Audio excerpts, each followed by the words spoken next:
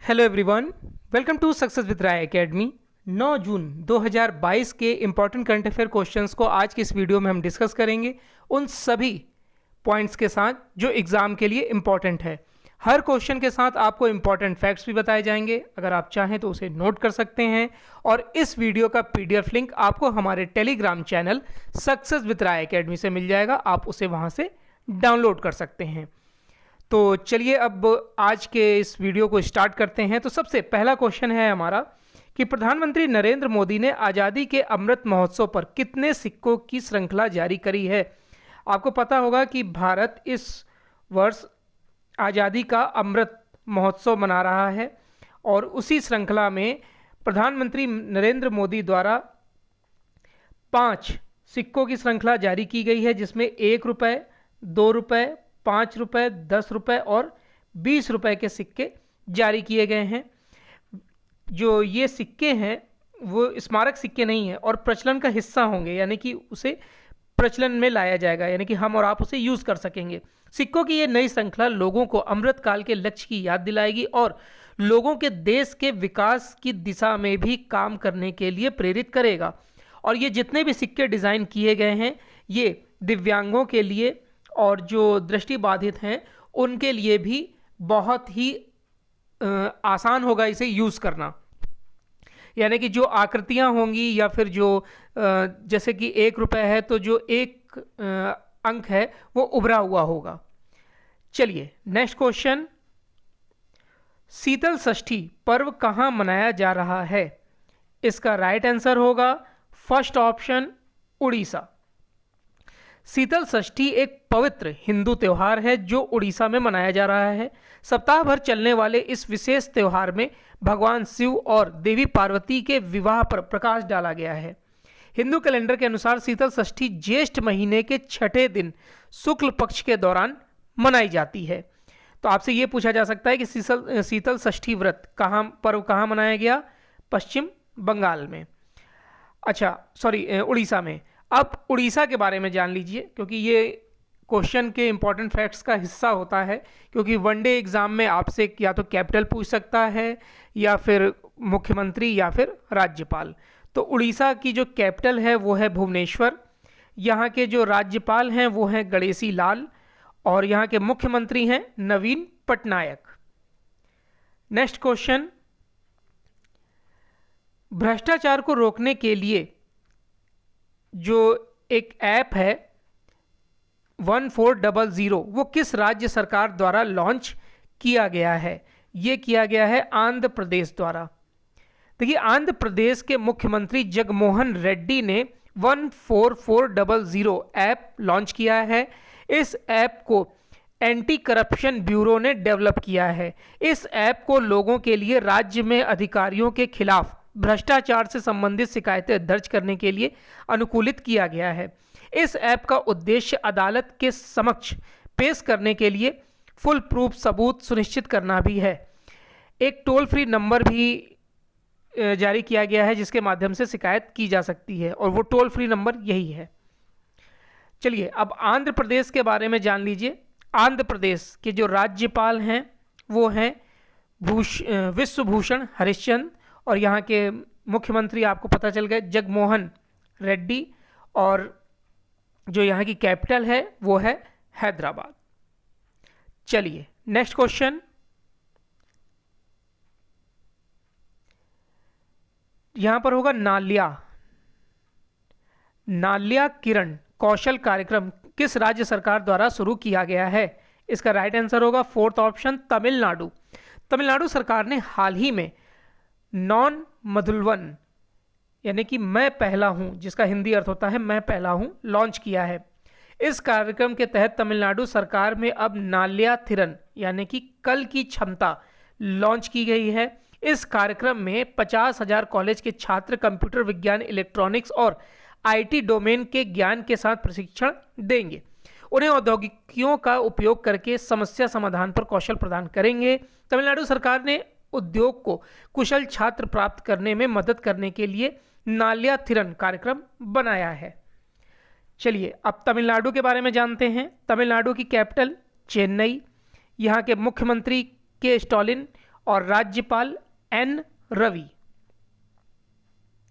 Next question, बीच vigil app किस राज्य सरकार द्वारा शुरू किया गया है? तो बीच कहां पर है सबसे ज्यादा? गोवा, महाराष्ट्र, ऐसी जगह पर। तो गोवा में गोवा के मुख्यमंत्री प्रमोद सावंत ने बीच विजिल ऐप लॉन्च किया है, जो सूचना प्रौद्योगिकी क्षेत्र और पर्यटन क्षेत्र के बीच एक सहयोग है, जिसका उद्देश्य समुद्र तटों के समग्र प्रबंधन में पर्यटकों और समुद्र तट पर्यटन क्षेत्र में काम कर रहे संस्थानों को लाभ पहुंचाना है। बीच विजिल ऐप के माध्यम से दृष्टि कार्यकर्ता, पुलिस और अन्य हितधारक पर्यटकों के हितों की रक्षा के लिए मुद्दे उठा सकते हैं। लॉन्च के दौरान गोवा के आईटी और पर्यटन मंत्री रोहन खुंटे भी मौजूद थे।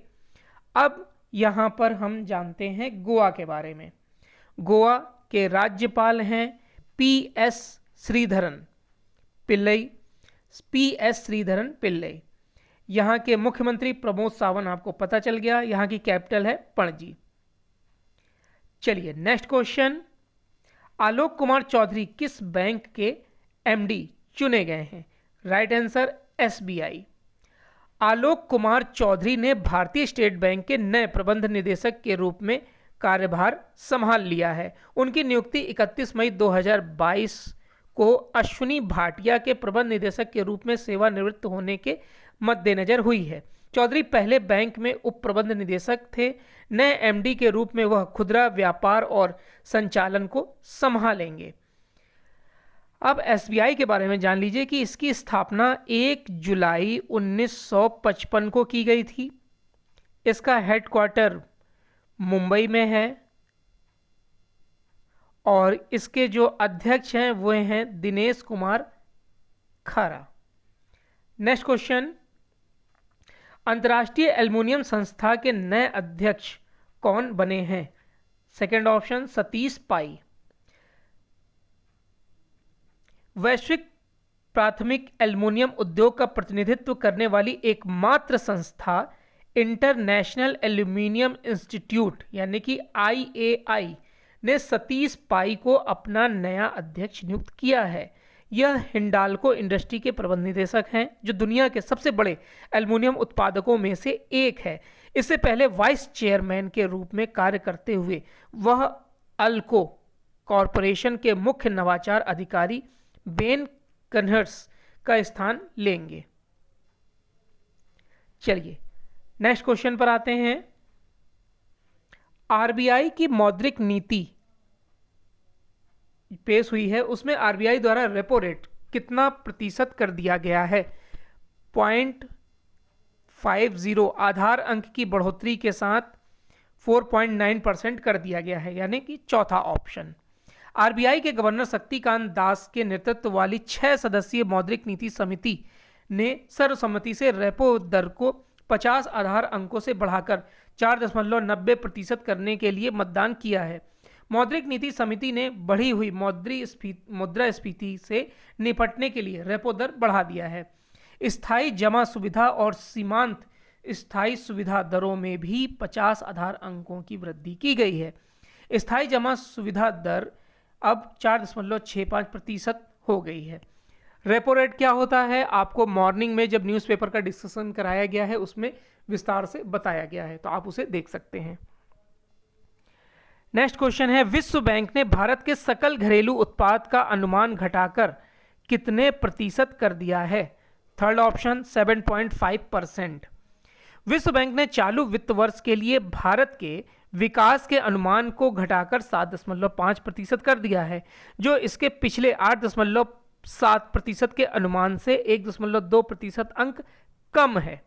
विश्व बैंक ने जारी अपनी नवीनतम ग्लोबल इकोनॉमिक प्रोस्पेक्ट्स रिपोर्ट में लिखा है कि उसने बढ़ती मुद्रास्फीति, आपूर्ति श्रृंखला में व्यवधान और भू राजनीतिक तनावों के कारण भारत के सकल घरेलू उत्पाद के विकास के अनुमान में कटौती की है। तो यहाँ पर विश्व बैंक ने ये पूरी रिपोर्ट पेश करी है। तो विश्व बैंक के बारे में जान लेते हैं, जिसके अध्यक्ष हैं डेविड मालपास। इसकी स्थापना जुलाई 1944 में की गई थी और इसका जो हेडक्वार्टर है वो DC वाशिंगटन डीसी, जो संयुक्त राज्य अमेरिका में है, स्थित है। नेक्स्ट क्वेश्चन और इस वीडियो का लास्ट क्वेश्चन है कि विश्व महासागर दिवस कब मनाया जाता है? फोर्थ ऑप्शन 8 जून को। विश्व महासागर दिवस हर साल 8 जून को दुनिया भर में मनाया जाता है। यह दिन लोगों को महासागरों के महत्व और रोजमर्रा की जिंदगी में उनके द्वारा निभाई जाने वाली प्रमुख भूमिका की याद दिलाने के लिए मनाया जाता है। वैश्विक महासागर और संसाधन स्थिरता को बढ़ावा देने के लिए महासागर और उसके संसाधनों के बारे में जन जागरूकता बढ़ाने के लिए यह दिन मनाया जाता है। पुनरुद्धार महासागर के लिए सामूहिक कार्रवाई विश्व महासागर 2022 का थीम है। तो ये आज का 9 जून 2022 का इंपॉर्टेंट करंट अफेयर क्वेश्चंस का वीडियो था। आई होप आपको ये वीडियो अच्छा लगा होगा। अगर इस वीडियो से संबंधित आपके कोई सुझाव हैं तो आप कमेंट बॉक्स के माध्यम से बता सकते हैं। और वीडियो देखने के लिए धन्यवाद।